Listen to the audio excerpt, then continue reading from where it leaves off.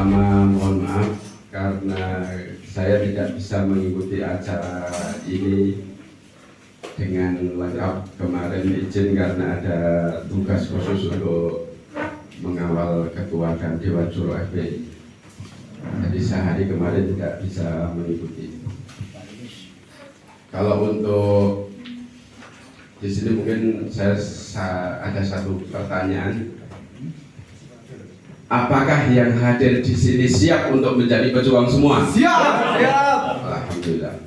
Ada satu nasihat dari guru saya yang mungkin bisa kita ambil sebagai nasihat juga untuk kita semua.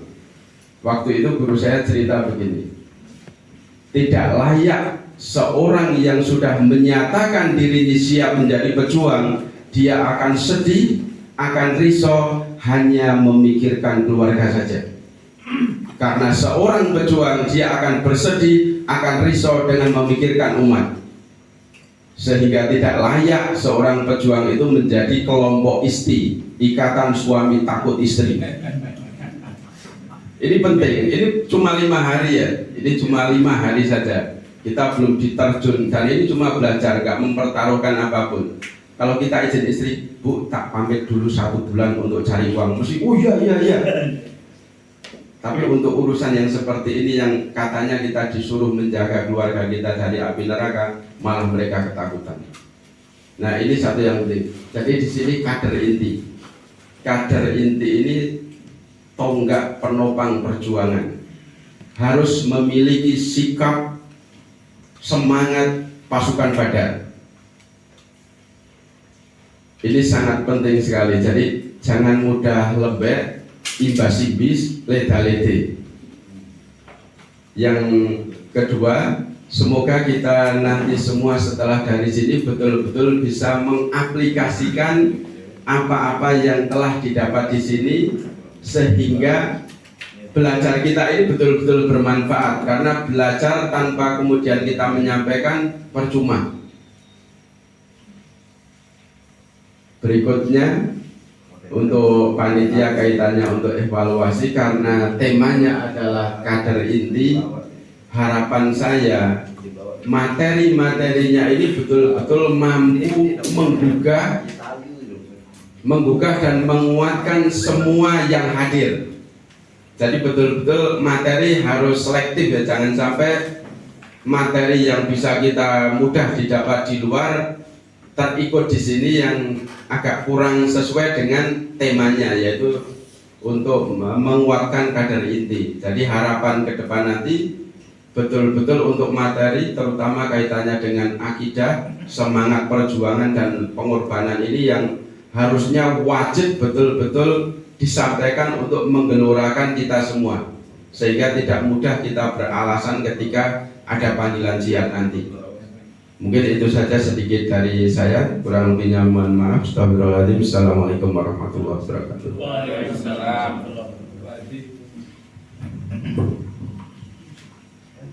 Bismillahirrahmanirrahim. Assalamualaikum warahmatullahi wabarakatuh. Alhamdulillahirabbil alamin. Wa bihi nasta'inu ala umuri din. Asyhadu an la ilaha illallah wa asyhadu anna Muhammadan rasulullah. Allahumma shalli ala Muhammad wa ala alihi. Puji syukur kita menyerahkan hadirat Allah Subhanahu wa taala atas qadarullah-Nya. Kami bisa hadir di Kim 2 ini, walaupun saya dengar baru sekitar 5 hari karena kendala HP dan lain-lain. Kemudian kami langsung tangkap, oke, siap. Dan perlu sedikit saya sampaikan, saya dari DPD Purbalingga, saya kebetulan bendahara. Kami mungkin insya Allah DPD yang sudah lengkap membentuk DPC 18 kecamatan paling cepat. Dan kami dengan Pak Imron biasa berkeliling ke semua DPC yang ada di Purbalingga. Walaupun yang lain masih pada tidur, kami gerak. Tapi pada saat ini masih Imron posisi sakit, dan terakhir juga kayaknya masih di rumah sakit gitu. Yang kami datang, saya di cawel oleh Mas Hajin, belakang saya Mas Hajin ini tokoh yang sangat kalau menurut saya seperti Umar bin Khattab ya. Iya, ya saya tua pun pokoknya baik untuk makan ya, siap tuh. Perlu saya sampaikan bahwa kami, saya sendiri mantan guru SMA 1 Purwokerto. Pada saat dinas saya dari instruktur IPA Jawa Tengah, dan kami biasa praktek-praktek kaitannya IPA, dan kalau perlu masuki membuat bisnis yang terkait dengan kebutuhan pokok, misalnya sabun, cuci piring, sabun apapun kami bisa, dan kami pelatih di beberapa tempat. Kemudian mungkin pupuk organik ya, ataupun pupuk yang padat kami juga siap. Kami di samping praktisi kami juga mungkin menjiwai secara keilmuan. Kemudian saya sendiri mantan DPD PII Kabupaten Purbalingga tahun 72 ya. Saya posisi sekarang sudah 66 tahun, sehingga saya duduk ini kebetulan kami belum sehat, tapi saya terpacu dengan Dr. Abdullah, umurnya sudah lebih tinggi dari saya, tapi luar biasa. Saya harus tetap semangat dan kuat gitu. Perlu saya sampaikan, ada rencana ke depan. Saya sendiri aktivis di waktu itu 02 2019, saya pimpinan Kopasandi di Purbalingga. Sekarang saya pegang ketua DPD ABC Club, dan kami melihat fenomena relawan Anies yang sangat banyak. Saya khawatir akan terjadi justru perebutan massa, perebutan donatur dan sebagainya, karena waktu itu di Purbalingga ada dua, Padi, Pak Sandi dan Kopasandi. Itu pun terjadi. Maka dari itu rencana ke depan yang segera saya harus laksanakan, yaitu untuk membuat konsorsium untuk para relawan, untuk kami kumpulkan agar bisa memenangkan Anies Baswedan. Dan saya akan memasukkan ilmu saya yang ya sangat, saya senang sekali mendapat ilmu dari dokter yang sepuh Siti Pak Fuad Ansari. Itu luar biasa. Saya sudah terpacu dengan ilmu itu. Kalau Pak Abdul Imam Huwa mungkin barangkali saya sudah bertemu beberapa kali jika ilmunya sudah saya serap gitu. Demikian yang saya sampaikan. Mudah-mudahan saya di Purbalingga bisa total memenangkan Anies Baswedan, dan juga saya akan membuat virus-virus terkait dengan perkembangan Masyumi di Purbalingga. Terima kasih. Assalamualaikum warahmatullahi wabarakatuh.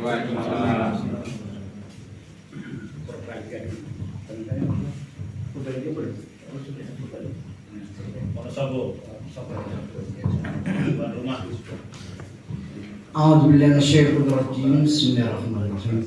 Assalamualaikum warahmatullahi wabarakatuh. Yang terhormat Ustadz Abdullah Hihamahwa, yang terhormat Ustadz Abbas Toha, yang terhormat Ustadz Admin, yang terhormat Ustadz Taufik ya, yang kebetulan nggak kelihatan, yang juga yang terhormat Ustadz Umam.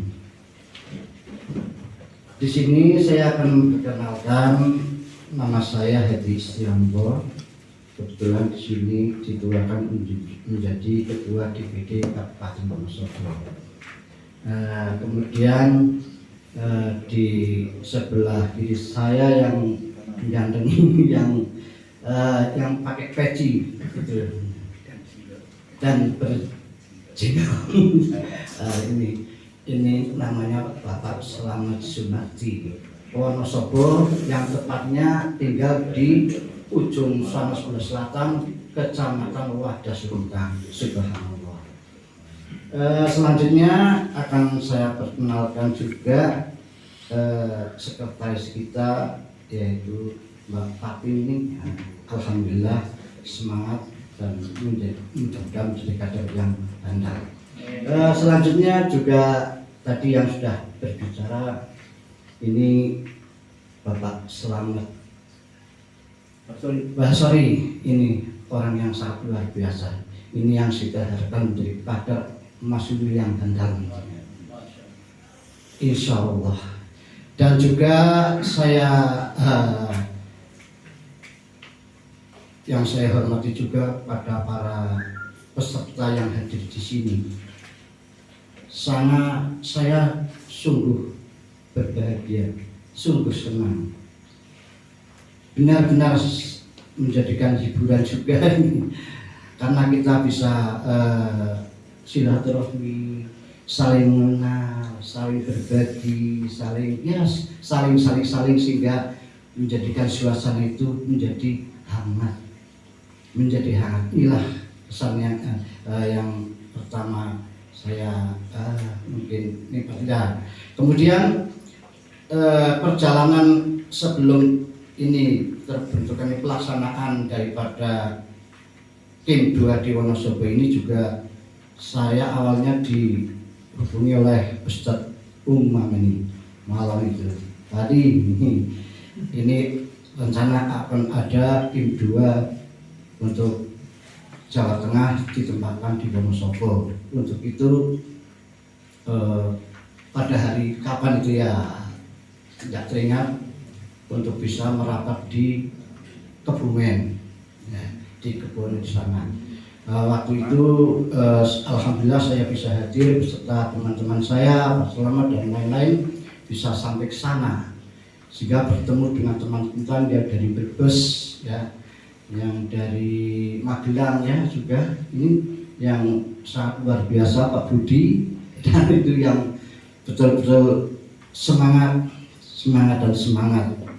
Nah, waktu itu untuk menyampaikan rencana yang akan ada pelaksanaan 2 Wonosobo, sehingga waktu itu sampai jam berapa itu ya Pak Ustadz Umam, sore langsung meluncur ke sini.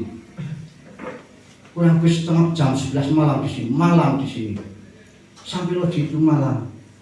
Setelah malam itu kan suasana ya kalmat, karena ini banyak orang kan ya, suasananya hangat ya kan. Karena waktu itu kan yang seluas ini tidak ada orang, hanya cuma saya Umam, jadi ya agak seram gitu loh. Sehingga saya menawarkan Ustadz Umam, Pak Ustadz tidur ini aja. Oh enggak Pak, takut, waduh takut. Ya.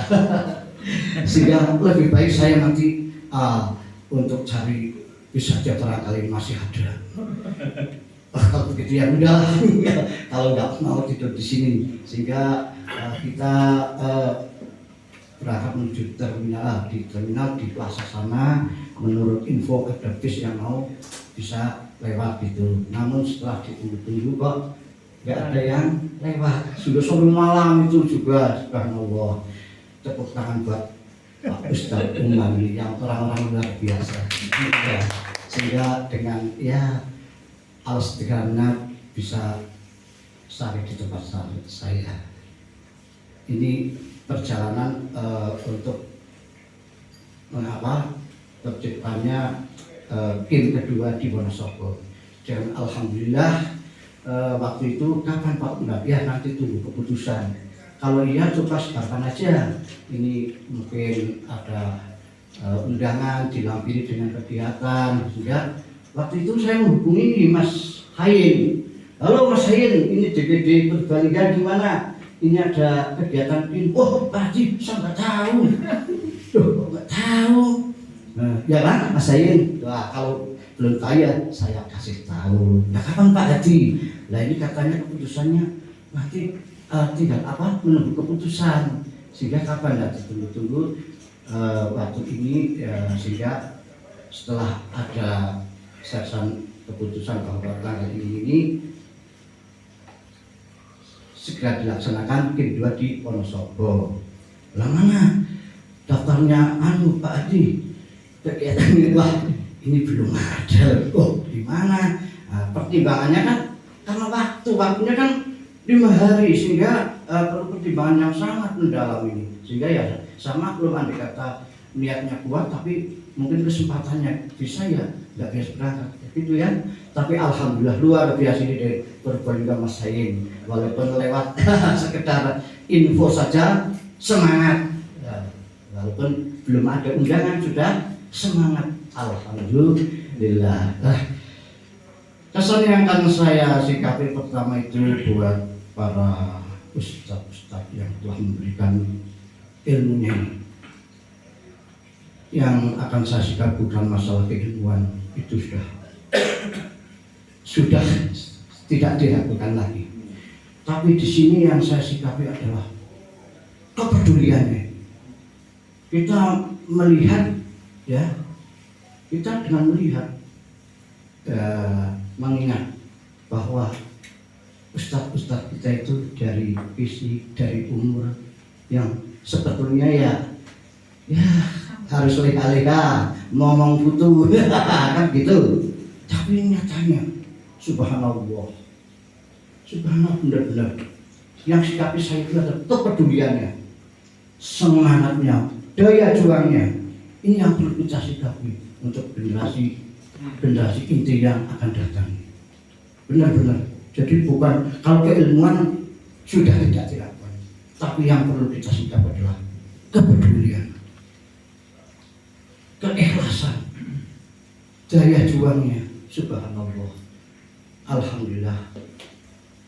Maka dari itu saya selaku kader di sini yang telah menerima banyak ilmu tidak bisa memberikan apa-apa kepada ustadz-ustadz semuanya. Hanya saya bisanya memberikan doa. Semoga ustadz-ustadz semuanya itu diberikan panjang umur, diberikan kesehatan, dimudahkan urusannya, dimudahkan rezekinya, akan berbahagia di dunia dan di akhirat. Semoga ilmu-ilmu yang disampaikan itu mendapatkan ridha Allah. Ini insya Allah. Dan saya yakin dengan keikhlasan ustadz-ustadz yang luar biasa ini sungguh menjadikan acuan bagi generasi-generasi muda kita. Kita contoh. Kalau kemarin itu saya melihat saja, melihat sikap pernyataan saya dari fisik, dari umur. Apalagi saya bisa tadi dengan ada yang 92 hampir 90 umurnya, semangatnya luar biasa. Menjadi maka tadi itu saya malu. Jadi tadi disampaikan yang muda itu saya malu dengan ustadz-ustadz, dengan bapak-bapak yang sudah sebetulnya tinggal leha-leha, namun semangat tetap terus. Sekali lagi saya hanya bisa mendoakan semoga para ustadz-ustadz kita itu diberi kesehatan, diberi kemudahan, ya banyak rezeki dan bisa bahagia di dunia dan akhirat dengan ilmunya itu. Kemudian untuk kesan, ini kesan dan pesan. Ya baiklah para semaya yang ada di sini, selaku ustadz, selaku yang serta ini, karena kita sudah mendapatkan ilmu, sudah ada ilmu. Nah ini ilmu itu kita bisa tercapai kalau kita menggunakan pepatah Jawa. Ngilmu iku kalakone kanthi laku. Jadi kalau kita sudah diberikan ilmu seperti ini tanpa ada laku, tanpa ada tindakan, ya saya kira ya akan pingsan ya kan. Sehingga dari keilmuan yang sudah disampaikan ilmu oleh para ustadz kita, marilah kita realisasikan, kita upaya, kita ambil tindakan sehingga ilmu kita itu bisa relasi, bisa bermanfaat. Jadi kalau sekedar mendengar lah, harapan daripada masuk itu ya mestinya jadikan manusia yang masuk yang kuat dan berkembang, begitu, kuat dan berkembang, tangguh. Nah, tapi apa yang harus kita lakukan itu cuma harapan. Ya bagaimana itu yang perlu kita perhatikan. Kalau untuk berkembang kita umpamakan tumbuhan. Apa yang dibutuhkan? Kalau tumbuhan itu untuk cepat tumbuh, itu kita perhatikan tanaman, kita beri rangsangan. Rangsang apa yang pertama kita lakukan itu bagaimana memperbanyak akar. Di mana akar itu sudah banyak, ini kekuatan menyerap makanan itu amat sangat kuat sehingga unsur-unsur yang dibutuhkan oleh tumbuhan itu terpenuhi sehingga tanaman itu cepat besar, ya kan, subur. Ya, begitu juga dengan harapan daripada masuk itu kan begitu. Bagaimana supaya kuat bisa cepat berkembang? Kasih rangsangan. Kasih rangsangan. Kita contoh beberapa kekuatan politik yang sudah bisa menguasai itu apa? Jadi kita yang perlu perhatikan bukan hasil tapi proses keberhasilan itu.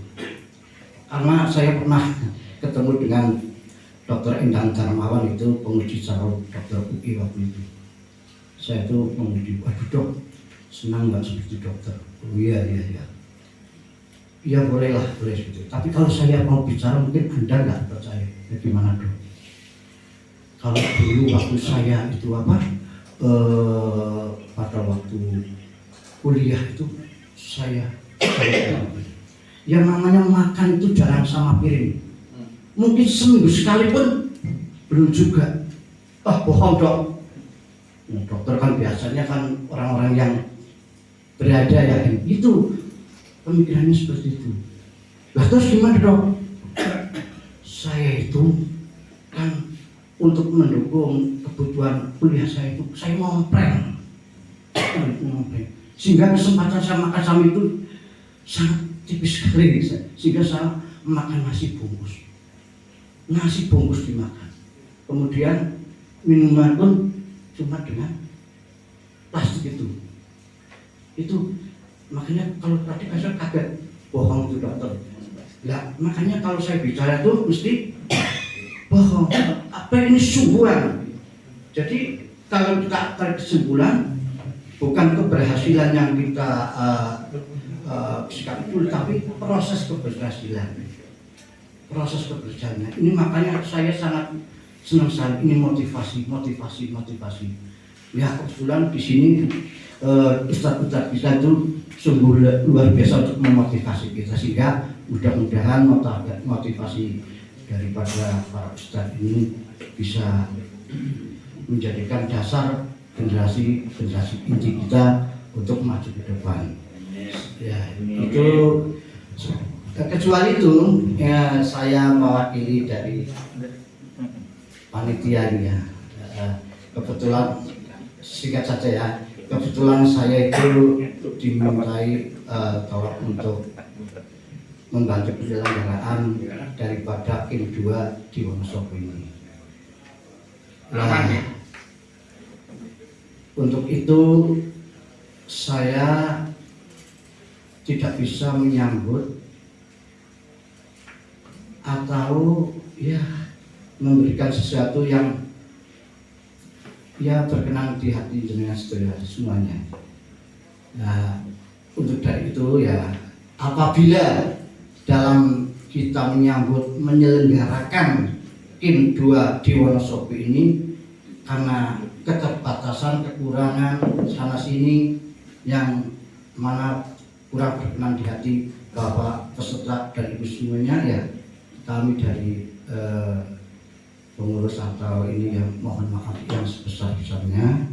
Dan sekali lagi pertemuan Kim kedua ini saya mohon silaturahminya terus, Jadi nanti kapan ada waktu, nggak Kim, tapi udah nanti berapa bulan sekali kita anggota Kim 2 ini nanti ke Surabaya, insya Allah. Jadi kita nanti dirumuskan kapan kita istilahnya terus silaturahmi ini berlanjut. Jadi hanya tidak pertemuan sebatas di Kim di Wonosobo, tapi ini nanti anggota Kim 2 ini. Ya Pak Haji, Pak Ustadz, ini mudah-mudahan nanti bisa berlanjut dan mohon ya pemikirannya supaya bisa terus berlanjut gitu. Saya kira itu saja yang bisa saya sampaikan, kurang lebihnya kita mohon maaf. Sekali lagi kita akhiri. Assalamualaikum warahmatullahi wabarakatuh. Waalaikumsalam.